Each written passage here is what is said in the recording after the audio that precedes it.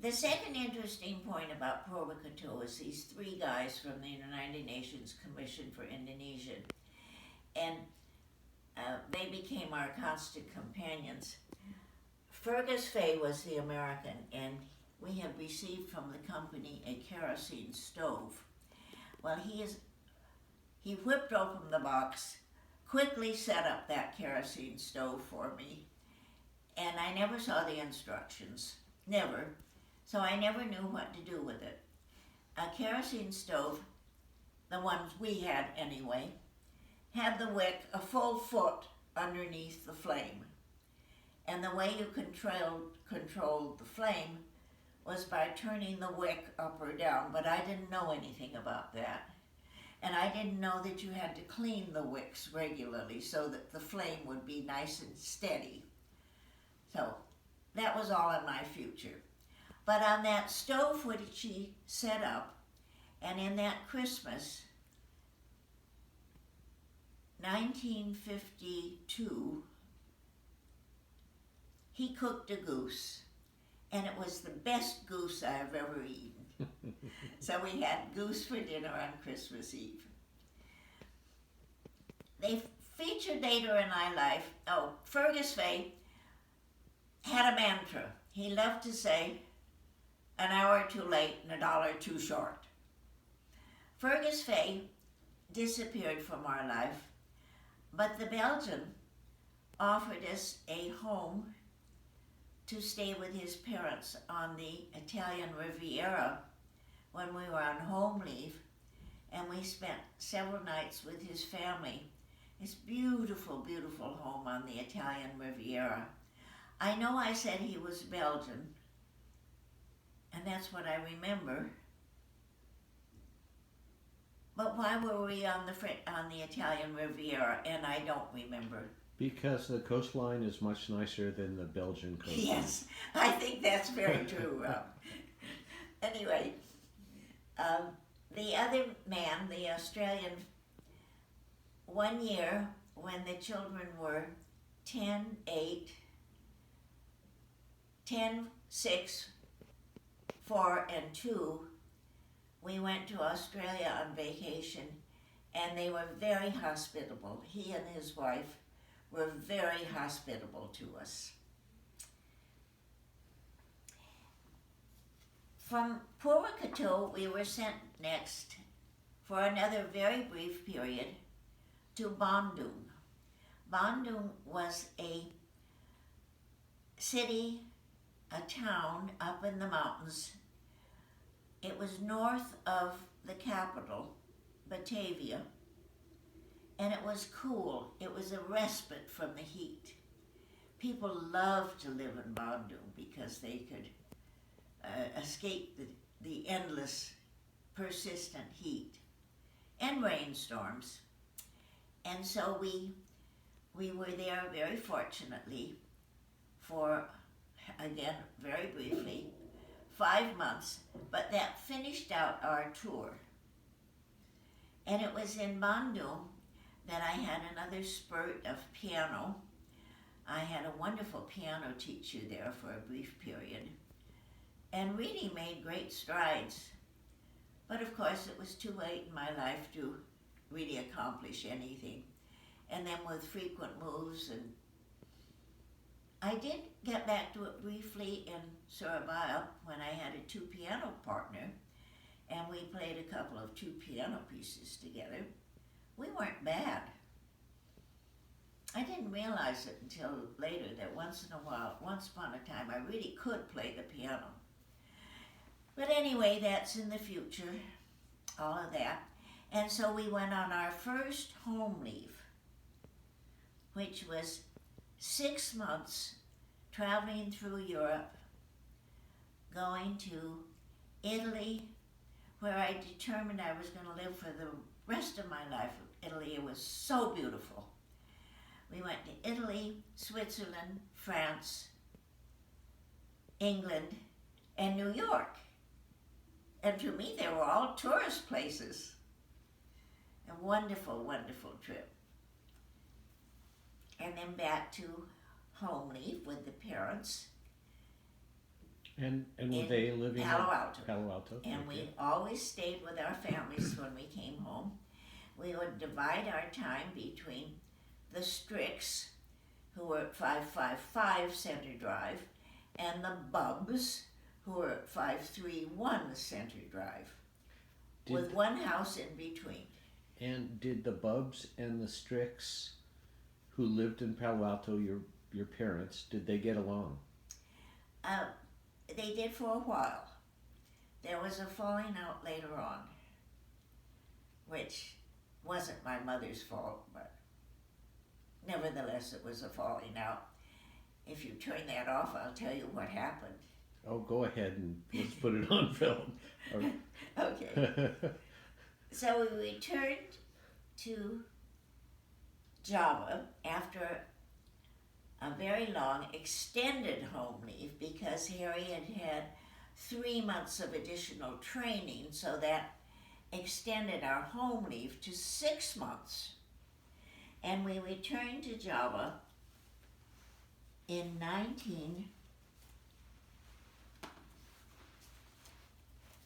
I think I've got a picture. I really do. I think I have a picture of us, yes. Returning to Java August 31st, 1953. And there are pictures of us, if you want to get these. And Edie's born. Yeah, so Edie had already been born. And here is, Edie was born. Oh no, then this wasn't the first time we returned. It had to be the second time. This is wrong. You have to edit that out. Okay. We returned to Java. No, I wasn't pregnant yet. We returned to Java, and I know the time we left. We returned to Java after our 6 months home leave in January 1950, and we stopped in Hawaii for 2 nights, and we were supposed to go from Hawaii to Shanghai, but this was 1950, and Chiang Kai-shek had fled the country, and Mao Zedong had shut the doors of China to all Westerners. So Harry could not return to Shanghai to show me the Chinese American school where he had gone to school as a young boy. And by the way, were you traveling by airplane or ship? We were traveling by the SS Wilson, Okay. as I recall. They were all the president ships that plowed that Pacific route. Having to bypass Shanghai, we went next to Japan, and we were there 2 nights, and we had one memorable experience going to see, we landed in Yokohama. We docked in Yokohama, I should say. It was a ship. We docked in Yokohama, and we went to see the famous Kamakura Buddha. Have you ever seen it? No. Yeah. And then we sailed from there to Hong Kong. And Hong Kong was the last outpost of civilization before we went back to Indonesia. Indonesia was always considered a hardship post because it had nothing. You lived off the land. But in Hong Kong, you could get all these wonderful Western goodies and all these beautiful Chinese artifacts and things like that. So we did our last minute shopping, and then if I recall, Harry flew on ahead to Makassar in Sulawesi, where we were next to be stationed, and I followed by ship. In Hong Kong, I realized that I was expecting a baby. So that was going to be very exciting. The first week in Makassar was not auspicious. I am sure it rained 10 inches in one 24-hour period. Wow. And everything was truly, truly humid and and mildewed and soggy, and it was just oppressive. Where was Makassar? Makassar is in Sulawesi. Sulawesi. It was then the Celebes, but now it's Sulawesi. Okay. And it's the capital of Sulawesi. So it's the big prominent town. Okay. There was a Dutch contingent of soldiers who did not stay very long. Independence was still to come. Independence came in August of 1950. I have to do a bit of history here. In 1945, when the Second World War was over, the Javanese expected independence from the Netherlands East Indies.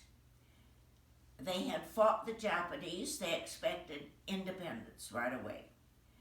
It was not granted to them. The Dutch, just like the French and the British, thought they were going to reclaim their colonies right away. Just the Dutch were going to go back to Netherlands Indies, and the British were going to go back to Malaya and India and all the rest of it, and the French were going back to French Indochina. As we know, none of that worked out. But in Makassar, there were this Dutch contingent of soldiers had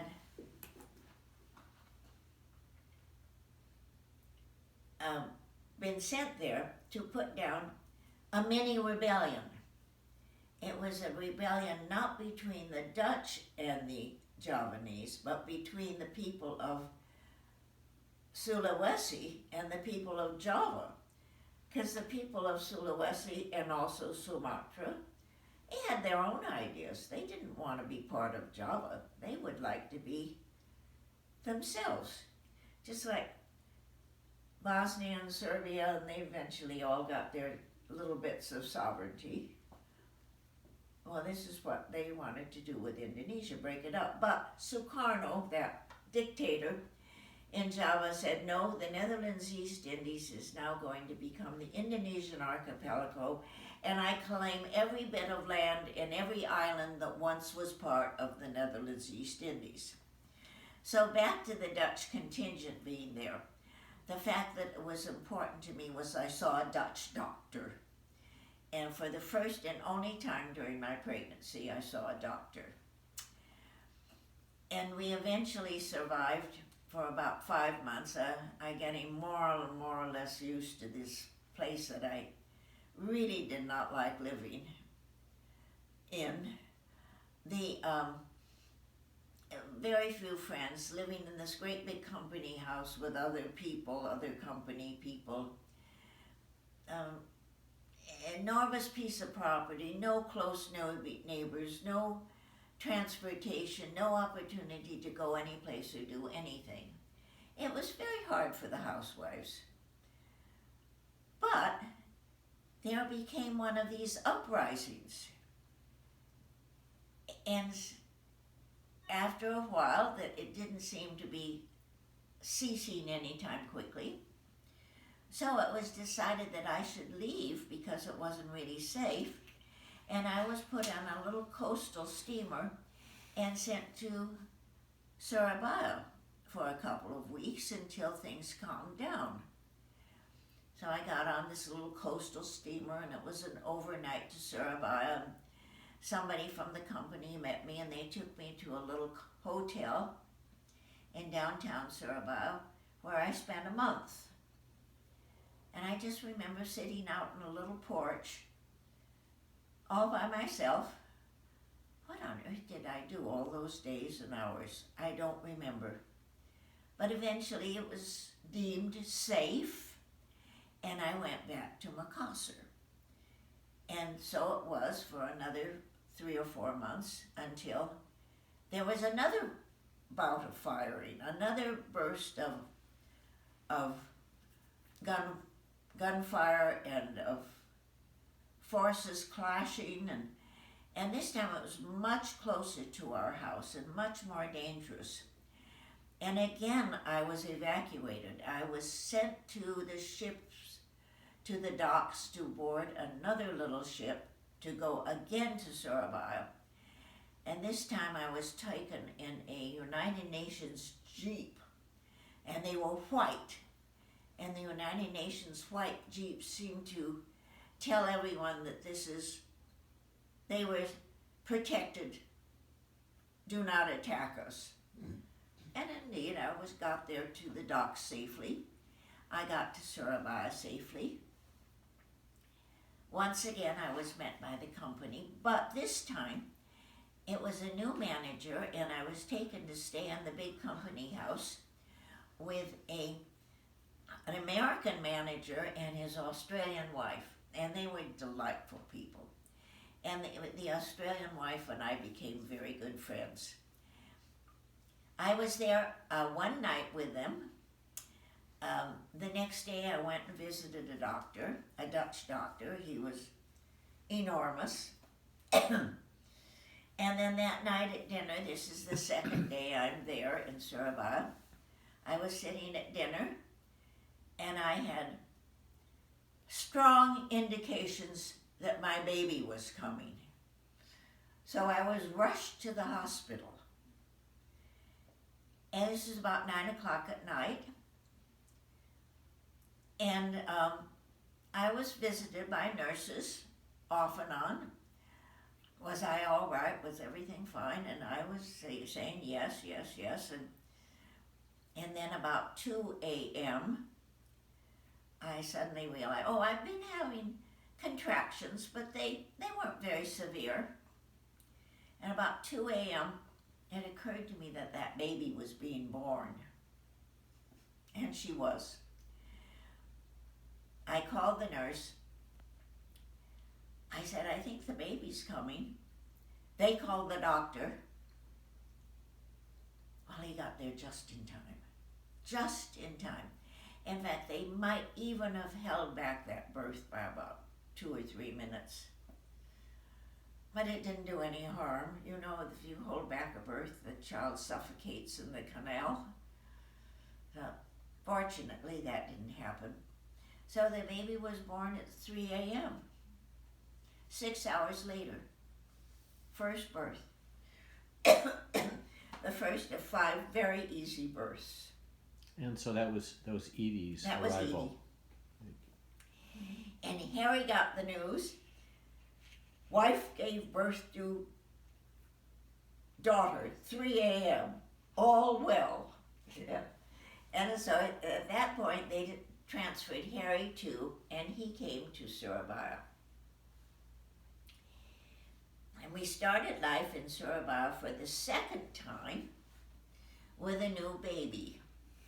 And this time life in Surabaya was much different because on our first day there had been very, very few Americans. We were almost the only American couple. Now, however, it was 2.5 years later, lots of international companies had sent their representatives back to Surabaya. There were a number of young mothers with babies. It was a very, very friendly, social, happy time. Lots of parties, lots of rice staffels in the middle of the day on Sundays, Saturdays and Sundays, excursions.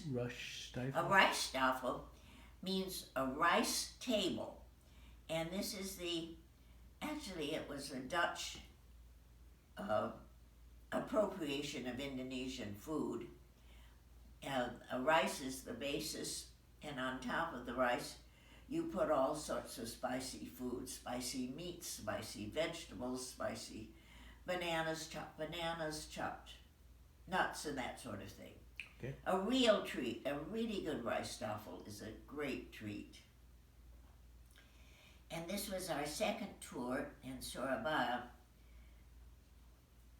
which lasted until Edie was She'd been born in September.